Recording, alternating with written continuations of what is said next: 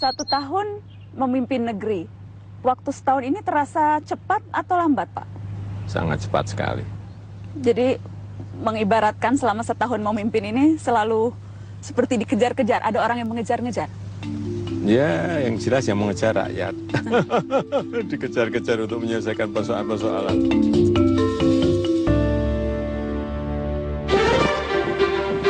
Saya sampaikan konsistensinya.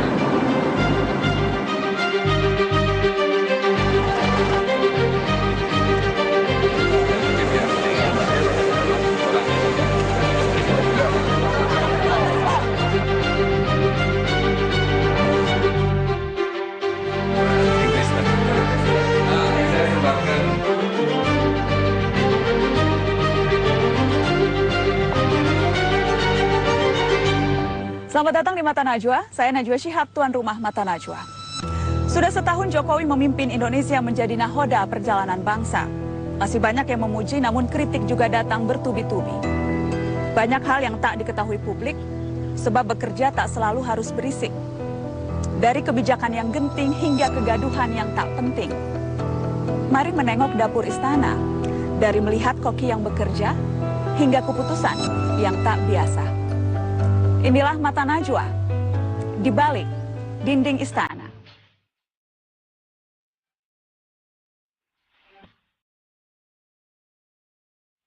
Sudah 365 hari Joko Widodo mengemban tugas sebagai presiden di negeri ini.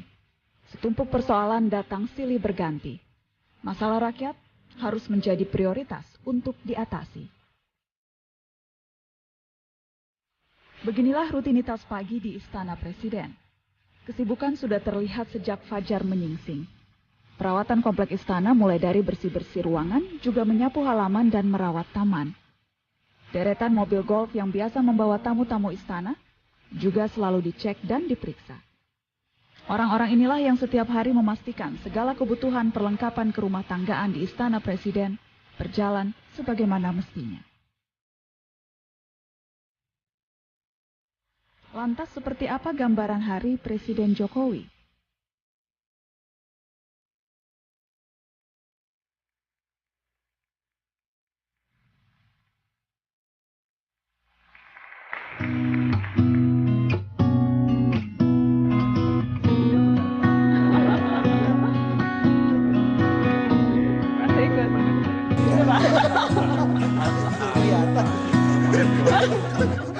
Jalan keliling situ.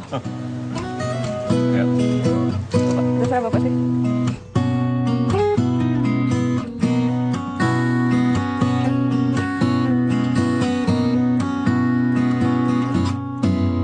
Pak Jokowi, di Istana Bogor, Bapak memilih tinggal di sini karena apa, Pak?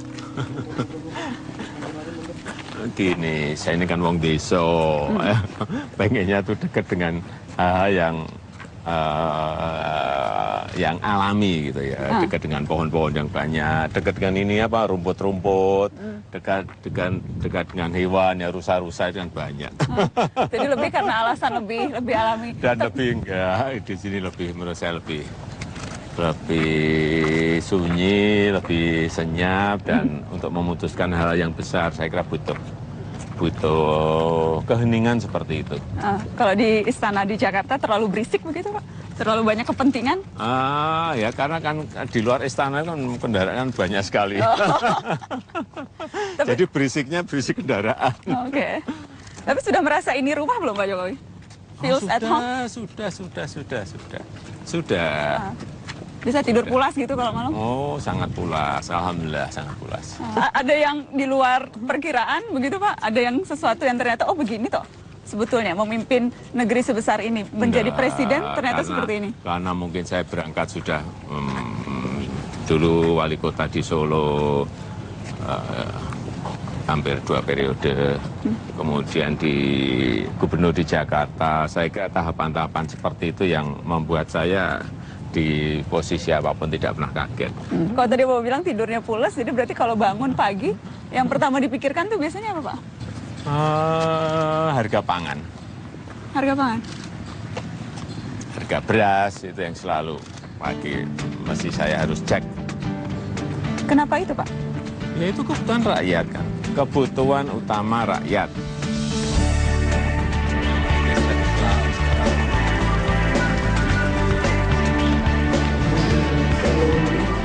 Pak Presiden itu mulai kerja pagi ya. Jadi terutama kalau beliau menginap di Istana Jakarta di Wisma Negara, beliau jam 8:30 itu sudah mulai. Sesudah itu biasanya memulai dengan kerjaan administratif sebentar, tapi selebihnya melakukan banyak sekali pertemuan tamu, rapat dan seterusnya. Ya, ratas dan lain-lain, terus mengundang menteri-menteri, makanya banyak menteri yang sering keluar masuk istana karena beliau panggil gitu. Sore itu mulai kerja-kerja administratif lagi karena banyak sekali dokumen yang harus diselesaikan oleh presiden. Nah, biasanya beliau sampai jam 8 ya, jam 9. Kecuali ada satu lagi. Kalau ibu negara tidak di Jakarta, itu bisa sampai jam 11.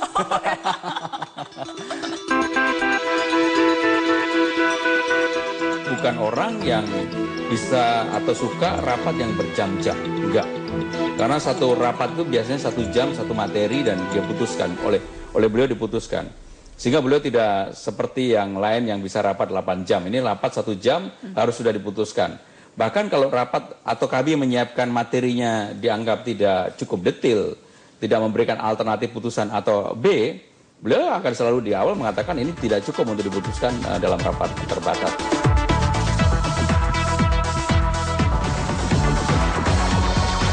Presiden kita ini Pak Jokowi ini kan super sibuk. Saya sering berseloroh di antara teman-teman ini hiperaktif. Presiden yang hiperaktif. Sabtu Minggu pun kita harus menyiapkan beliau program. Kalau tidak keluar kota, tidak kunjungan kerja, mengatur tamu. Ya, karena beliau ingin semua tamu itu diterima.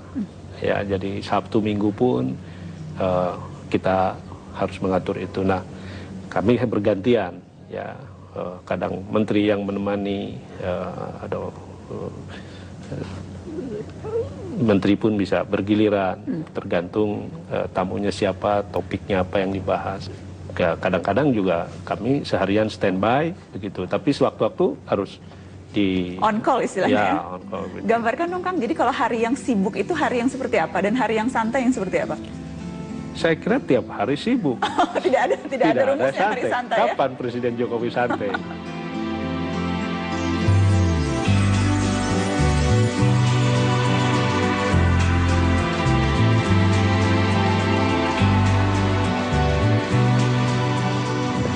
Nah, apa cara paling sering yang Bapak Presiden lakukan untuk mencari tahu apa sesungguhnya keinginan rakyat, apa sesungguhnya cara untuk dekat dengan mereka? Ya datang langsung ke rakyat. Entah ke kampung, entah ke desa, entah ke daerah, kemudian mendengarkan mereka, kemudian melihat langsung lapangannya, sehingga itu yang betul-betul ngerti, jangan hanya, ya kita juga dapat laporan dari menteri, dapat laporan dari gubernur, dapat laporan dari bupati wali kota, tapi kan kita juga ingin meng-cross check. Saya paling takut laporan yang ABS. Asal Bapak senang? Ya.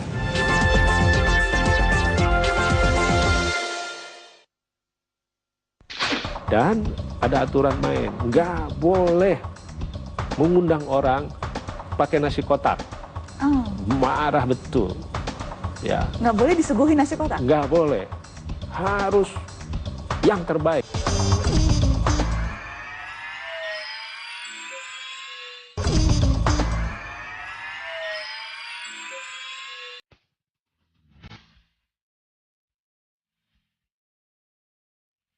Pukul 7, karyawan di lingkup istana mulai berdatangan. Tak sedikit yang memanfaatkan mobil jemputan dari Sekretariat Negara.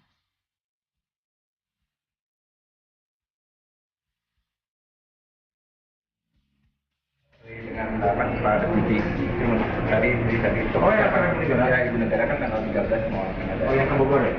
Oh yang Samara apa? Samara Denmark. Lewat saja tempat tamu itu mendarat. Itu bisa dihalir. Denyut aktivitas semakin terasa di setiap sudut istana.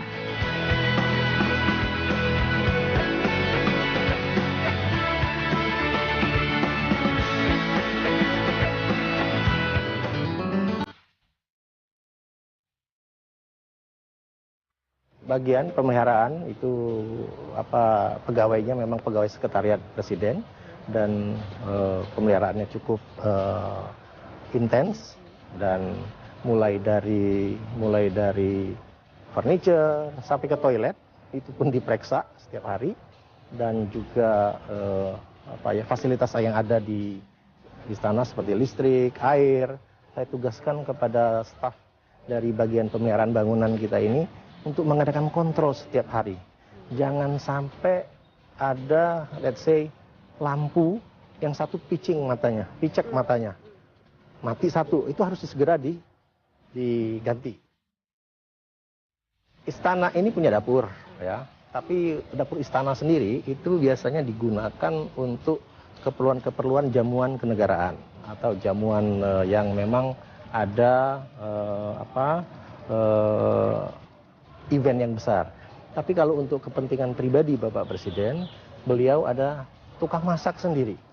Tukang masak sendiri yang mengerti selera beliau. Yang masakannya juga sehari-hari. Jangan dikira beliau itu makanannya beda kayak kita. Ya sama kayak kita juga. Nasi liwet, sayur asem, pala ikan gitu loh. Sama juga. Bacem, sama. Jadi, nah itu masaknya di bagian Wisma Negara di bangunan sebelah situ. Ya.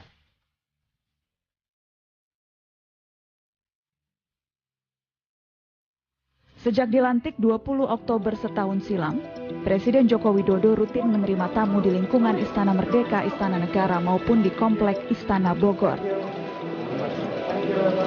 Pembahasan SEPA dengan Uni Eropa tahun ini. To work together on economic growth, provide inclusive growth, so we lift people out of poverty. Dari kunjungan perwakilan negara sahabat, mengundang gubernur dan bupati wali kota se-Indonesia, hingga mengundang makan siang para tukang ojek dan sopir Metro Mini. Presiden biasanya saya ingin semua orang bisa masuk ke istana. Jadi kadang-kadang ketemu konglomerat, ketemu para pengamat ekonomi, rektor, pejabat atau mantan pejabat, tapi juga satu waktu kita ngundang tukang ojek, pedagang kaki lima, ya. Jadi beliau ingin semua, dan makan satu meja bareng-bareng duduk, tidak ada, dan kadang-kadang tamunya kaget-kaget, loh kita duduk satu meja dengan presiden. Gitu. Presiden ini nggak sama sekali tidak ada handicap. Ikut mengantri bersama mengambil Ikut makanan? mengantri, bahkan presiden nggak pernah mau di depan, selalu. Dan ada aturan main, nggak boleh mengundang orang pakai nasi kotak. Oh. Marah betul. Ya. Nggak boleh disuguhi nasi kotak? Nggak boleh. Harus yang terbaik. Ya. Prasmanan itu direktif langsung dari presiden? Direktif dari presiden. Memang pada awal-awalnya selalu masih ada masalah. Ya begitu, ini kok nggak disiapkan makan. Atau kok ini disiapkan nasi kotak. Gitu kan. Itu presiden tidak mau. Apalagi orang-orang biasa. Yang diundang itu harus diperlakukan istimewa. Itu yang saya kagum.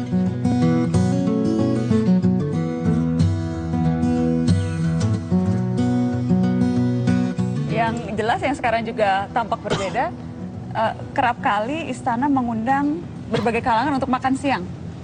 Terkadang yang diundang sempat waktu itu tukang ojek, Iya banyak supir yang angkutan. Iya, supir Kopaja Metro Mini, supir angkot, tukang ojek, ada pedagang burung, ada juga pedagang beras, juga ada yang pedagang pasar. Itu dia Pak, kemudian saya ada yang nitip pertanyaan, gimana caranya supaya bisa diundang makan siang Pak Jokowi ke istana? Saya harus menyampaikan amanah yang tanya seperti itu. Daftar atau suka-suka Pak Jokowi hari ini mau makan siang sama siapa? Menyurati saja, menyurati saja. Jadi menyurati ke saya atau ke kepala staf kepresidenan. Prinsipnya siapapun bisa makan siang dengan Presiden Jokowi. Ya tentu saja kita lihat masalahnya, misalnya baru ada masalah, misalnya kayak kemarin ojek dengan gojek, ya saya pengen ngerti apa sih sebenarnya masalah sebenarnya ini kok ramai sekali. Seringkali itu jadi mengundang siapa, idenya dari Bapak? Ya.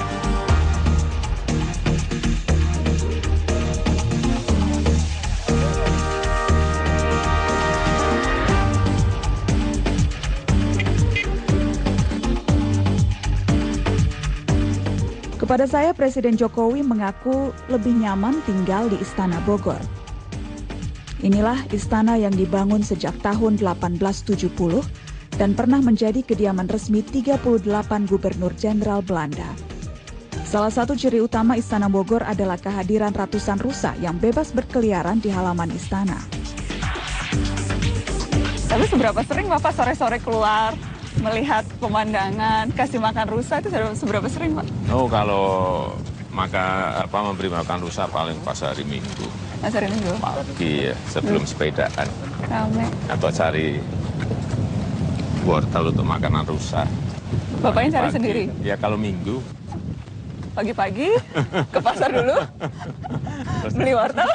Ya nyepeda harus mampir pasar, beli wortel, kemudian beri makan pada rusa. Oh, oke. Yang beli Bapak sendiri ya wortelnya? Ya, tapi yang sering anak saya. Ya, yang jelas istana kan sekarang, Istana Merdeka itu pintunya dibuka. Gitu. Jadi ada AC, tapi pintu tengah itu kan beliau buka. Gitu. Beliau buka terbuka karena beliau suka outdoor begitu.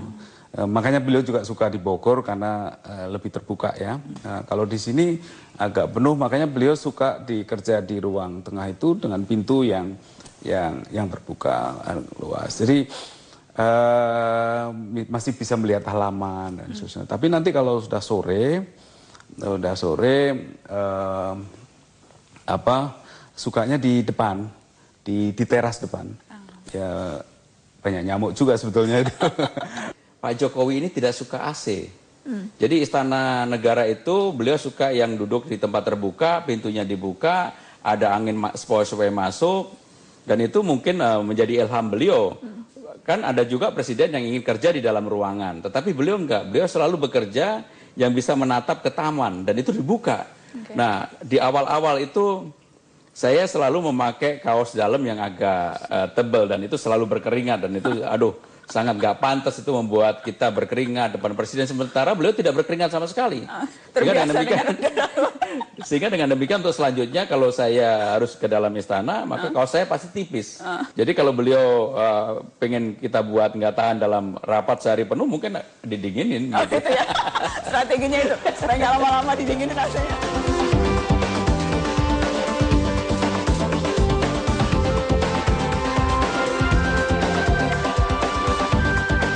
Jika ada tamu negara, beliau selalu quote-unquote pamer.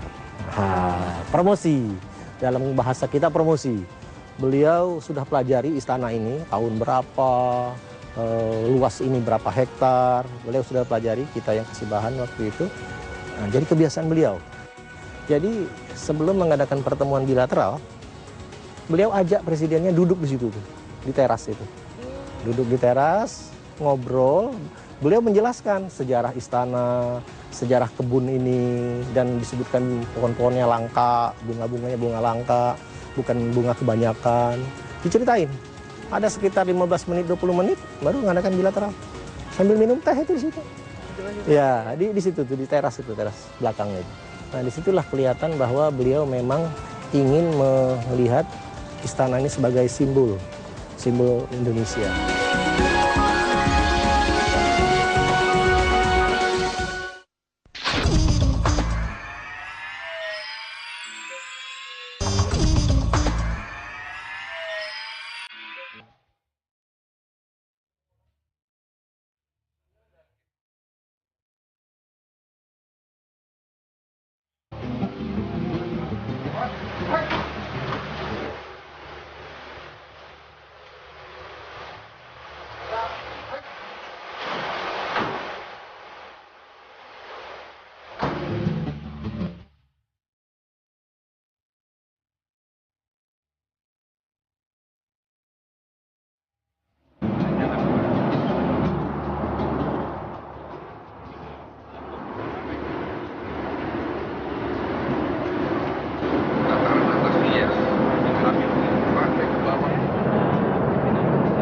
tadi terus diputuskan, oke, ini diputuskan anunya. Jadi diputuskan depan masjid tadi sambil duduk.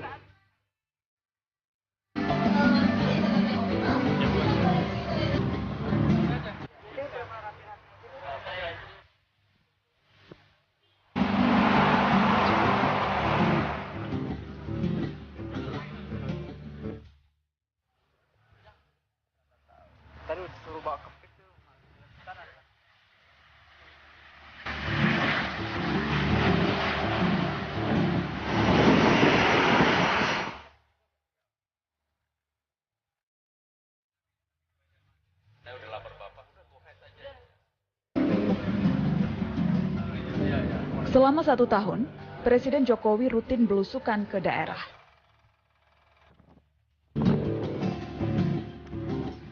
Mendatangi masyarakat di pelosok hingga melihat langsung lokasi bencana.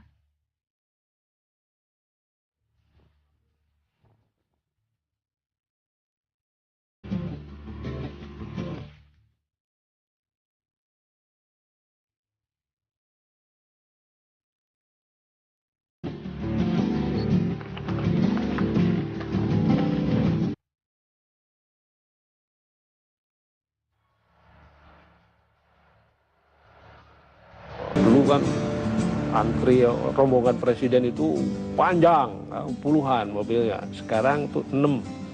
6. Iring-iringan mobil Iringan presiden tuh 6. Jadi kalau ada menteri yang ikut dalam rombongan, apakah di Jakarta atau di luar kota dalam kunjungan kerja, itu menterinya di satu mobil kan, di dalam minibus. Oh, digabung jadi satu? Digabung jadi satu.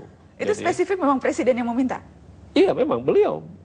Intinya beliau itu nggak boleh mengganggu kepentingan umum. Jadi beliau sendiri ridernya itu harus santun, nggak boleh membunyikan klakson sedikit pun, atau bunyi nguing-nguing itu nggak boleh. Kita kan nggak pernah dengar kalau ada rombongan presiden bunyinya nguing-nguing. Itu spesifik Presiden Jokowi yang minta? Presiden yang minta. Ya. Nah, malah ada keluhan ke presiden, Pak, itu tolong menterinya masih pakai nguing-nguing katanya. Sementara kalau Bapak lewat di jalan nggak pernah ada nguing-nguing gitu ya, ada bunyi sirene, bunyi. Kalau masih ada yang bunyi, kira-kira apakah? Awal-awal masih ada, biasalah, masih gaya lama, terus ada pergantian di personal, itu selalu masih ada bunyi, dan biasanya beliau suka bilang, itu siapa itu kan, nah, disuruh ditegur, diprotes oleh presidennya langsung. Kerap kali kunjungan kepala negara tak terprediksi sebelumnya. Dari rencana ke lokasi A mendadak berubah menuju lokasi B. Dari rencana terbang ke daerah C bisa jadi mendadak memutuskan mendarat di kota D.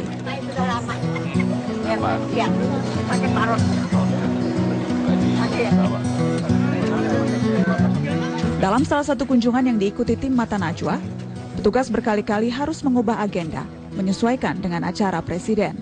Dalam posisi sore aja, jam tidak bisa didarati. Jadi tidak ini mau makan berada di Jakarta. Jadi kita untuk memastikan secara visual langsung, kalau bisa didarati ya kita turun. Kalau kita kembali itu tentu biasanya. Lalu langsung sekarang ya. Makanya tadi ada informasi kepala juga. Belum.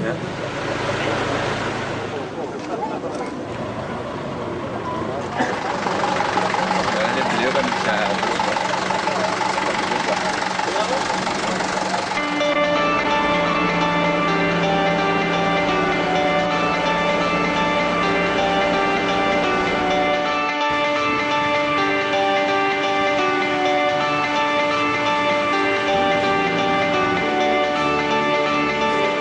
dari menyiapkan sebuah tempat namun akhirnya batal dikunjungi, hingga melakukan uji kelayakan makanan di sebuah restoran, namun akhirnya pun presiden dan rombongan tak sempat mampir makan. Selalu bertanya, kalau kita ke restoran tiba-tiba makan yang lain, beliau bertanya, loh ngapain ke daerah ini kalau nggak kita tahu makanan daerahnya? Ngapain ke Banjar kalau kita makan soto Padang gitu? Harusnya soto Banjar dong. Nah, jadi selalu kita bawa ke makanan daerah, selalu. Dan restorannya yang terbuka. yang gede dan rakyat bisa masuk. Maksudnya untuk umum, bukan yang restoran eksklusif, tapi lebih ke restoran yang terbuka untuk umum. Nah, dan biasanya yang dicari adalah masakan daerahnya. Ada tempat yang batal dikunjungi, tapi pernah juga Presiden kembali mendatangi lokasi yang sama, hanya selang 1 jam dari kunjungan pertama. Istana sekarang kan berubah, Pak. Kalau kita bandingkan dengan yang dulu, gaya spontan, kemudian disebutkan Bapak seringkali tidak suka acara-acara seremonial, maunya langsung datang ke satu tempat, kalaupun ada acara nggak mau pakai tenda, kursinya maunya yang biasa. Itu lebih karena style istana atau ada alasan lain? Sebetulnya kalau kita datang ke sebuah seremonial itu kan substansinya malah sering nggak kena. Datang ke sebuah daerah, sebuah tempat itu kan kita ingin mendengar keluhan rakyat, ingin melihat masalah yang ada, kemudian mencarikan solusinya. Tetapi kan kadang-kadang solusi itu bisa sebulan, bisa langsung, bisa sebulan, bisa setahun, bisa 2 tahun dan juga tergantung dan masalahnya. Untuk mencari tahu pasti makanya kemudian gayanya dibuat lebih tidak formal, lebih santai begitu. Iya, betul. Memang saya senang yang saya senang yang informal. Sering tiba-tiba spontan berubah, itu yang kelimpungan tapi banyak juga loh, Pak. Pas pampres. Ya, sesuatu itu memang perlu direncanakan. Ya. Tetapi untuk mengecek hal yang memang orang tidak harus tahu terlebih dahulu itu juga diperlukan. Sehingga kita jangan sampai disajikan sesuatu yang basa-basi. Disajikan sesuatu yang semu, yang sebetulnya tidak seperti itu yang saya nggak suka. Oleh sebab itu sering saya setelah datang ke sebuah tempat, saya ulangi lagi yang kedua, saya ulangi lagi yang ketiga untuk memastikan bahwa apa yang ada di pikiran saya itu memang betul-betul dilaksanakan. Yang sudah saya perintahkan juga dilaksanakan. Seperti yang terakhir di Palangkaraya ketika tiba-tiba balik ke satu tempat yang baru didatangi 1 jam sebelumnya. Iya, itu perlu untuk memastikan bahwa jangan sampai kita hanya seremonial kemudian nggak ada tidak lanjut, itu yang hal seperti itu yang harus mulai kita hilangkan.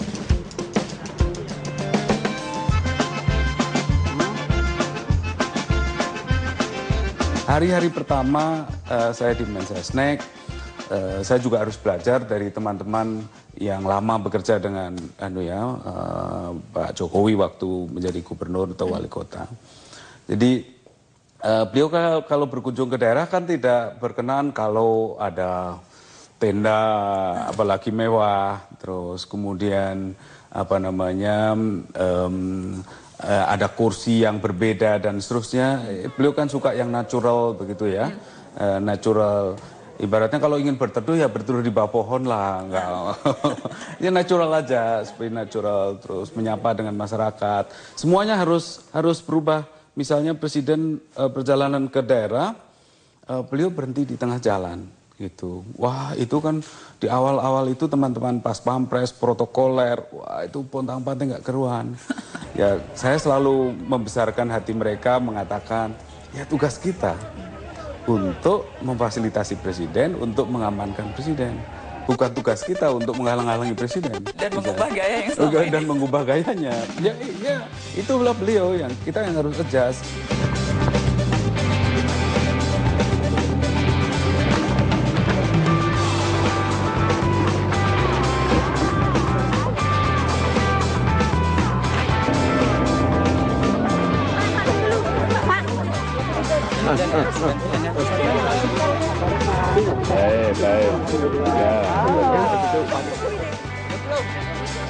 Oke. Ya, semuanya.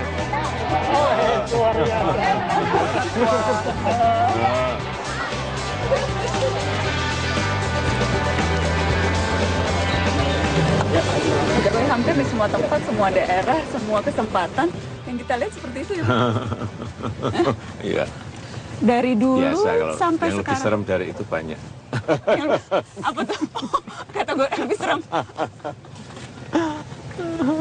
Itu tidak pernah itu mengganggu Bapak? Enggak. Kalau yang paling yang daerah-daerah terpencil yang jauh itu anunya lebih. Antusiasmenya.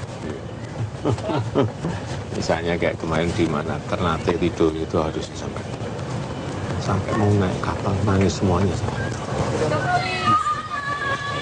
Nangis. Waktu Bapak pergi naik kapal? Iya, enggak sudah kesana kan mau pulang naik kapal semuanya di Pelabuhan buahnya kembali ya.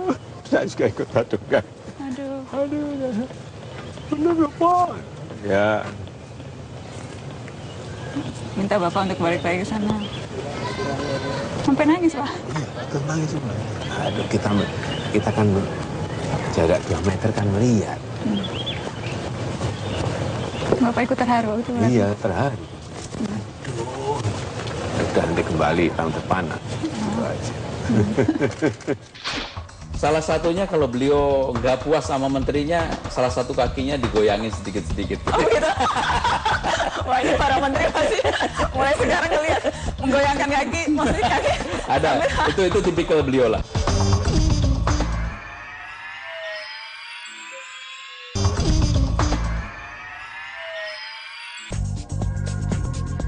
Setahun ini berbagai persoalan langsung menghadang pemerintahan Jokowi.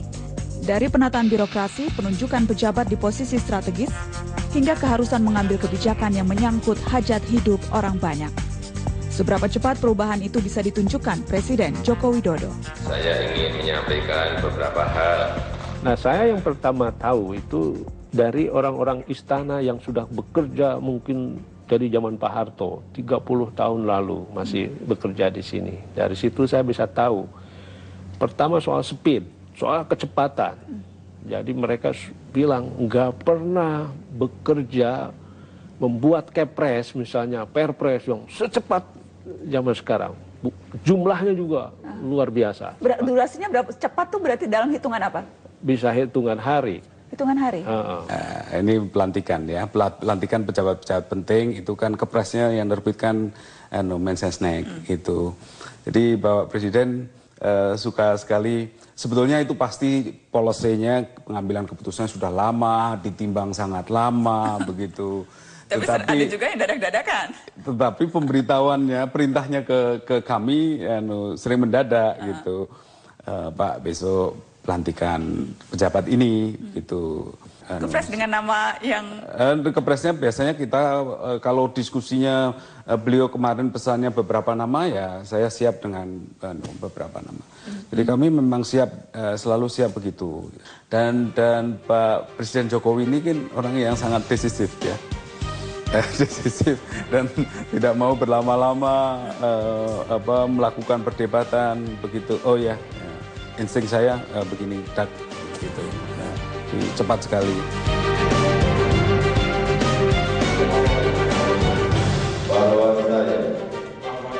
Seringkali juga membuat kejutan-kejutan, bahkan pengangkatan Anda, Kang Teten, sebagai Kepala Staf Kepresidenan itu juga kejutan tersendiri. Saya ingin tahu ceritanya. Ya, itu juga luar biasa kagetnya, karena mungkin seminggu sebelum pelantikan itu, saya hampir tidak lepas ya, mengikuti jadwal presiden sampai malam gitu ya. Terus kami pulang, baru Pak Pratikno ditelepon oleh ajudan, diminta mempersiapkan pelantikan kepala staf presiden. Terus saya Pak Pratikno, Pak siapa yang jadinya yang diangkat? Bapak belum menyebut nama, itu kan? Ya sudah. Terus gimana? Ya sudah, besok kita hadir aja pelantikan. Jadi juga saya hadir pakai batik, saya seperti biasa, karena biasanya kalau pelantikan biasanya pakai jas ya. Udah, terus saya karena saya satu ruangan dengan Pak Pratik ya di Mensesnek, di kantor Setnek. Biasa aja, itu pelantikan jam 9. Nah, setengah 9 Pak Pratik ke ruangan saya pakai jas, pakai peci. Apa Pak? Pelantikan katanya. Gitu. Sudah, saya nggak ada waktu bertanya lagi, ya sudah, karena waktu udah sangat mepet, ya sudah saya ganti jas, ya, terus Jadi Anda mendengarnya dari Pak Pratik? Dari Pak Pratik. Dan ya. langsung pakai jas, pakai... Iya. Langsung seperti itu? Iya. Yang terlintas di benak sudah menduga sebelumnya atau betul-betul kaget? Kaget dan terus saya turun aja. Karena itu harus sudah masuk ke ruang pelantikan. Ya udah saya terburu-buru. Teman-teman saya bantuin masangin dasi. Saya pinjam dasi juga. Jadi belum bilang ke istri, ke keluarga dong pas pelantikan? Belum kan. Dan mereka tidak bisa hadir akhirnya? Tidak bisa, bagaimana saya kasih tahu tinggal setengah jam. Habis pelantikan kan Presiden banyak tamu juga gitu kan. Nah, saya belum sempat ngomong gitu, saya pengen tanya kenapa gitu kan. Nah, terus baru sore udah santai, saya nanya, Pak, kok saya nggak dikasih kode kayak aba-aba, saya nggak ditanya siap atau enggak gitu Pak. Beliau cuma ketawa, cuma bilang tugas ini. Ya sudah, saya kerjakan aja. Sesederhana itu, sesimpel itu, ini tugas? Iya, itu aja.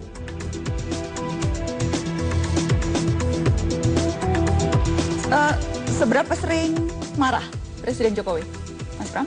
Presiden bukan pemarah ya. Presiden biasanya kalau tidak puas dengan dengan para menteri ataupun juga kami yang mempersiapkan materi, itu tidak marah beliau tuh, tapi gesternya kelihatan begitu ya. Karena beliau ini kan pemimpin yang tidak pernah gestur itu ditutup-tutupi. Nah, saya karena sekarang ini hampir sehari-hari bersama beliau, dengan melihat gesturnya saya akan tahu, apalagi saya sudah mengenal Presiden ini kan sejak sebelum jadi wali kota, sehingga dengan demikian saya udah tahu lah. Oh, bagaimana membaca mimik dan gerak tubuh? Bahasa tubuhnya bagaimana? Saya seperti apa Mas? Kasih bocoran dong. Jadi bahasa tubuh seperti apa misalnya? Salah satunya kalau beliau nggak puas sama menterinya, salah satu kakinya digoyangin sedikit-sedikit gitu. Oh gitu. Wah, ini para menteri pasti mulai sekarang ngelihat menggoyangkan kaki, maksudnya kaki. Ada, itu tipikal beliau lah. Oh begitu. Saya tahu ya. Tadi Bapak katakan.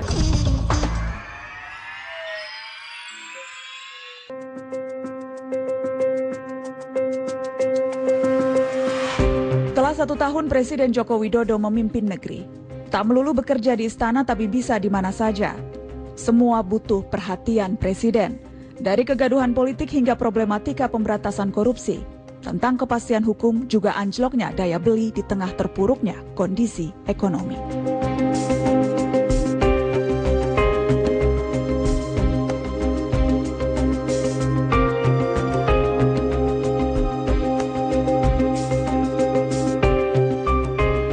Pak Jokowi, terima kasih atas kesempatan ini, Pak. 1 tahun memimpin negeri, waktu setahun ini terasa cepat atau lambat, Pak? Sangat cepat sekali. Sangat cepat? Sangat cepat sekali. Merasa seperti diburu-buru waktu begitu? Ya memang kita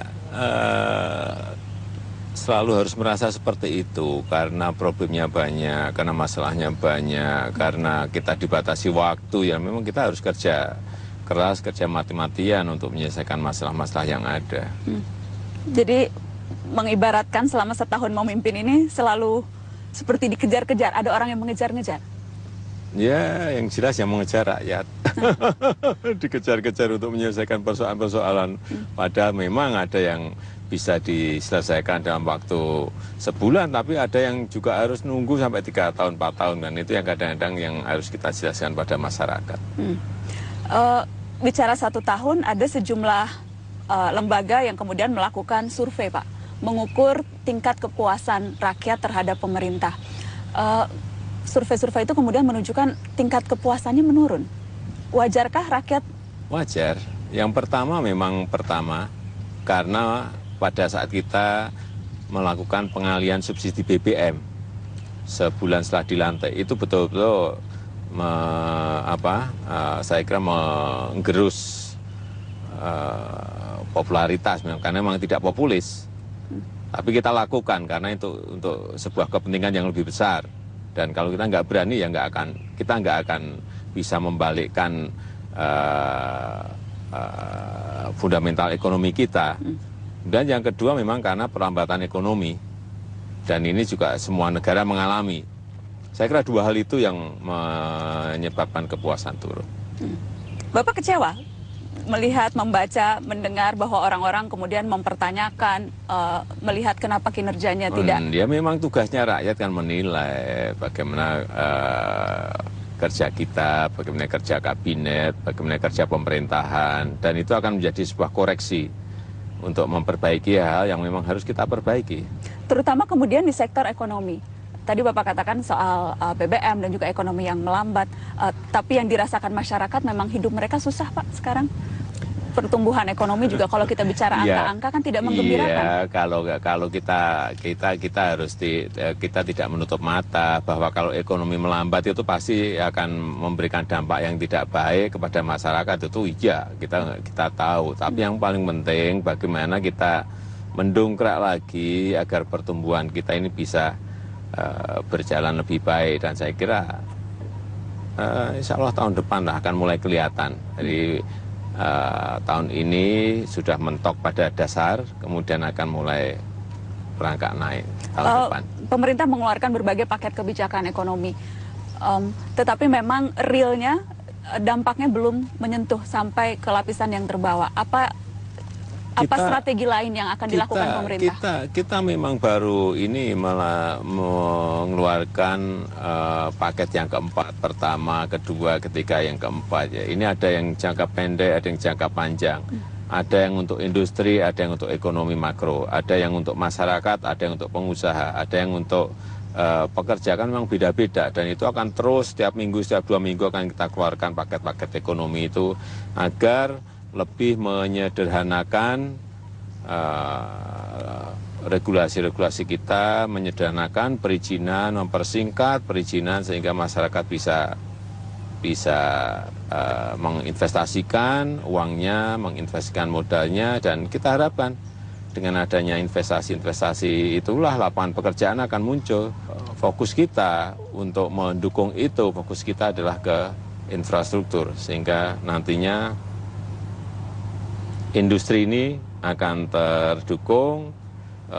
Kalau infrastruktur jadi, saya kira bukan hanya industri aja yang mendapat manfaat, terutama rakyat, karena dengan infrastruktur yang baik, nanti biaya logistik akan lebih murah. Dengan infrastruktur yang baik, biaya transportasi akan lebih murah. Akhirnya apa? Barang-barang akan lebih murah. Ujungnya ke sana. Ujungnya ke sana. Dan Bapak yakin ini situasi yang kita alami sekarang ini memang situasi yang tadi Bapak bilang bottom, jadi ini memang yang paling buruk dan kita akan membaik untuk tahun depan? Saya meyakini insya Allah seperti itu. Jadi kita harapkan ekonomi akan lebih baik di tahun yang akan datang. Tapi terkadang seolah Presiden Jokowi membiarkan itu loh Pak, tidak mengatur, tidak membuat alunan itu menjadi merdu. Salah satu Menko yang dengan sangat lantang menyerang menteri yang di bawah koordinasinya soal berbagai hal.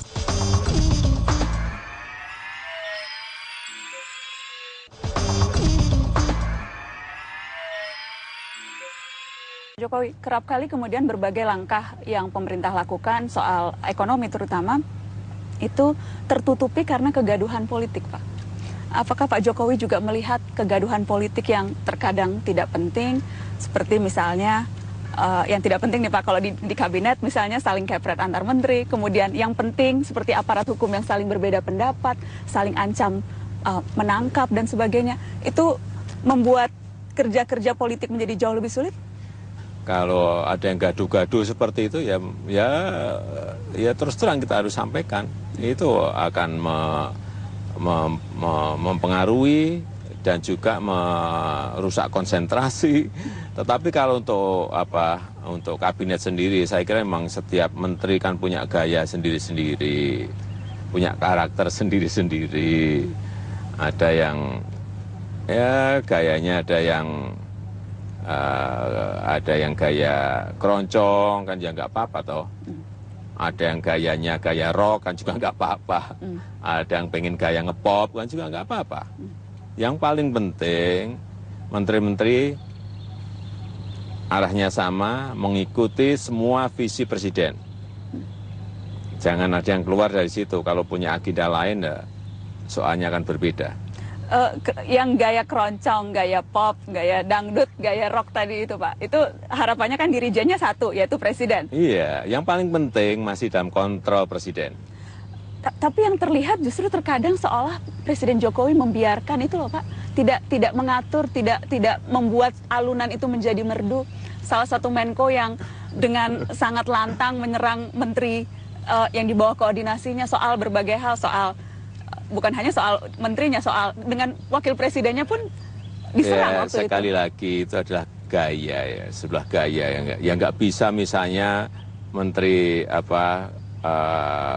KKP Bu Susi disamakan dengan menteri yang lain yang halus kan nggak bisa. Memang sekali lagi punya gaya sendiri-sendiri. Jadi memang strategi Pak Jokowi membiarkan perbedaan pendapat di depan publik bukan itu? Membiarkan, itu karakter-karakter seperti itu kan yang kalau masih dalam posisi visi ke depan yang sama, saya kira buat saya itu sebuah warna-warni. Tetapi kalau sudah melenceng dari visi presiden, saya kira ya buat saya nggak ada toleransi.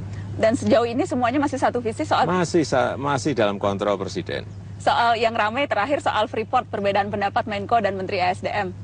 Itu masih dalam, itu sesuatu yang Bapak pantau itu masih wajar? Itu menurut saya sesuatu yang diramaikan yang sebetulnya tidak ada isinya.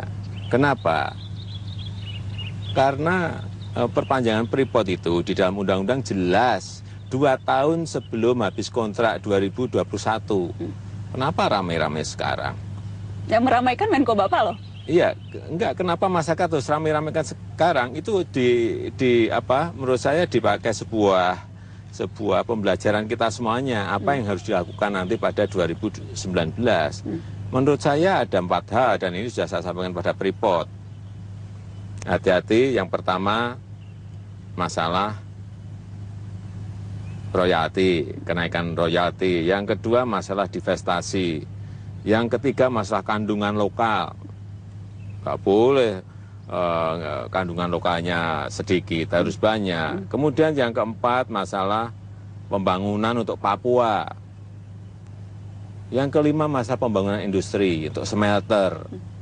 Ini harus menujunya kan ke sana. Saya lihat menujunya masih ke situ kok. Masih ke situ? Iya. Jadi perbedaan pendapat di dalam kabinet itu karena ketidaktahuan saja?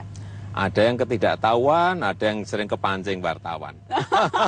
Ada yang memang suka memberi umpan ke wartawan, Bapak. Yang terakhir seringkali pernyataan itu justru mengumpan kami para wartawan. Tapi itu Bapak lihat sebagai dinamika kabinet saja? Saya kira dinamika seperti itu menurut saya ada yang produktif, memang ada yang tidak produktif. Tapi menurut saya masih banyak yang produktif.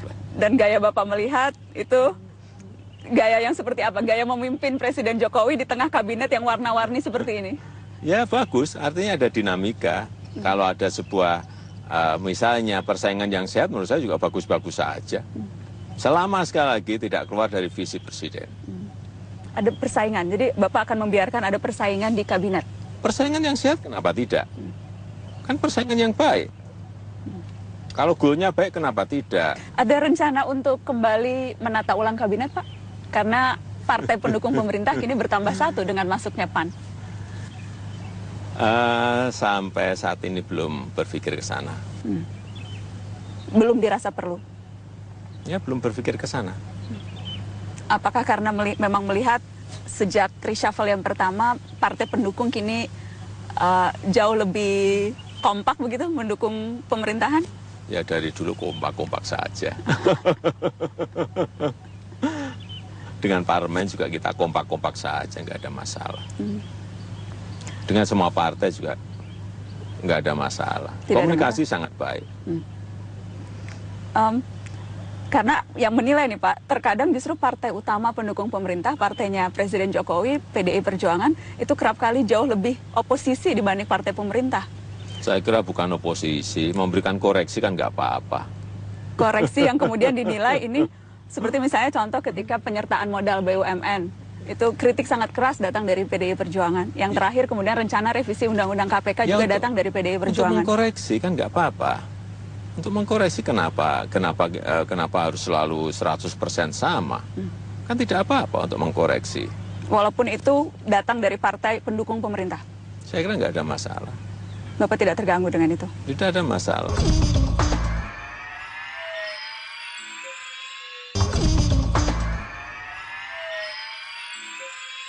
Apakah Bapak masih dilibatkan dalam pengambilan berbagai kebijakan penting di partai Bapak, di PDI Perjuangan? Enggak, kita ngurus negara, kita konsentrasi untuk ekonomi saja, udah nggak ada waktu.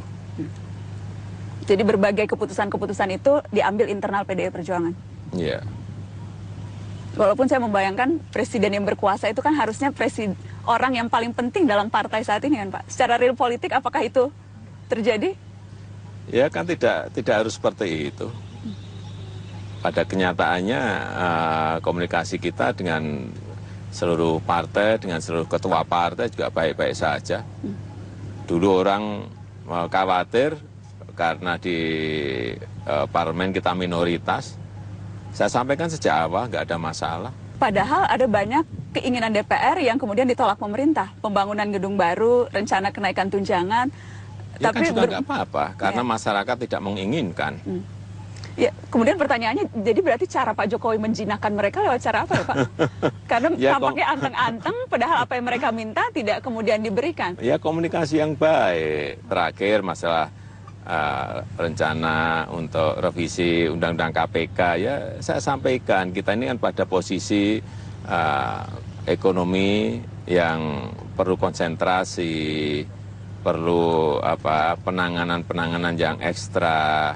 Kenapa kita harus merevisi Undang-Undang KPK yang nanti justru menyebabkan gaduh. Padahal konsentrasi kita ini baru ke mengatasi perlambatan ekonomi, dan nyatanya semua partai menyetujui, parlemen juga tidak ada masalah. Ini kan hanya cara komunikasi aja. Dan secara substansi memang tidak ada perubahan, karena saya ingat bulan Juli pun Presiden Jokowi sudah sempat mengatakan tidak ada rencana revisi Undang-Undang KPK, tapi toh kemudian itu masuk. Ya sejak awal memang sudah saya sampaikan, memang tidak ada rencana, tetapi karena inisiatif dari Dewan kan juga nggak apa-apa. Apakah Bapak sependapat KPK hanya bisa dikasih waktu sampai 12 tahun seperti rancangan undang-undang itu Pak? KPK hanya bisa hidup 12 tahun ke depan lagi? Kita harus melihat yang namanya indeks persepsi korupsi seperti apa. Kalau itu masih tinggi, ya kenapa harus ada pembatasan? Soal mengurangi kewenangan KPK, apakah Bapak setuju? Hanya sebatas penyidikan misalnya, tapi tidak penuntutan? Gini, masalah revisi Undang-Undang KPK menurut saya yang paling baik adalah mengajak rakyat berbicara. Mengajak ahli-ahli hukum berbicara. Mengajak akademisi berbicara, sebetulnya mau direvisi itu apanya. Kemudian manfaatnya melemahkan atau memperkuat. Kalau memperkuat, ya setuju. Tapi kalau memperlemah, ya lupakan. Kalau memperlemah, lupakan. Itu yang ditunggu-tunggu orang, Pak. Statement Pak Jokowi tegas soal itu. Saya mau tanya juga soal mantan Presiden SBY, Pak, yang kerap kali mengeluarkan kritik terhadap pemerintahan saat ini, yang kemudian sebagian orang kesannya itu seperti menyindir pemerintahan yang sekarang, menyindir Presiden Jokowi dan menteri-menteri yang lain. Ya saya kira nggak apa-apa kan, untuk mengkoreksi sesuatu kan nggak apa-apa. Tidak merasa tersindir dengan tweet-tweetnya? Ya kalau saya sih nggak pernah baca sih, jadi nggak tahu apakah menyindir atau apakah mengkoreksi. Sering mengecek sosial media, jadi itu tidak termasuk yang dibaca ya Pak? Enggak. Beralih ke yang lain Pak, soal Wakil Presiden Yusuf Kala. Ada yang menilai kok gayanya berbeda ketika menjadi wapresnya Pak Jokowi dengan wapresnya waktu dulu Presiden Susilo Bambang Yudhoyono. Sekarang tidak selincah yang kemarin. Nah, menurut saya masih sangat lincah. Masih sangat lincah? Sangat cepat juga. Tidak lebih menurut saya. Pembagian tugasnya selama setahun ini, Bapak membagi-baginya? Ya pembagian tugasnya kan jelas kan, sudah ada. Secara undang-undang juga sudah ada. Kemudian juga hal yang khusus juga yang dilakukan oleh Pak Yusuf Kala sebagai Wakil Presiden juga sudah jelas sekali. Saya kira tidak ada kok kayak kita ini kurang pekerjaan kita bergunung-gunung. Jadi yang ada membagi pekerjaannya Pak, bukan dikekepin pekerjaannya. Iya, nggak ada masalah. Jadi tidak ada yang berbeda Bapak lihat? Nggak ada, Mas. Saya kira masih tetap sama, Pak JK. Masih tetap sama? Menurut saya. Presiden Jokowi, terima kasih banyak waktunya untuk Metro TV sore ini, Pak. Sama-sama, Pak. Sudah setahun, selamat bekerja untuk seterusnya. Terima kasih banyak, Pak. Terima kasih.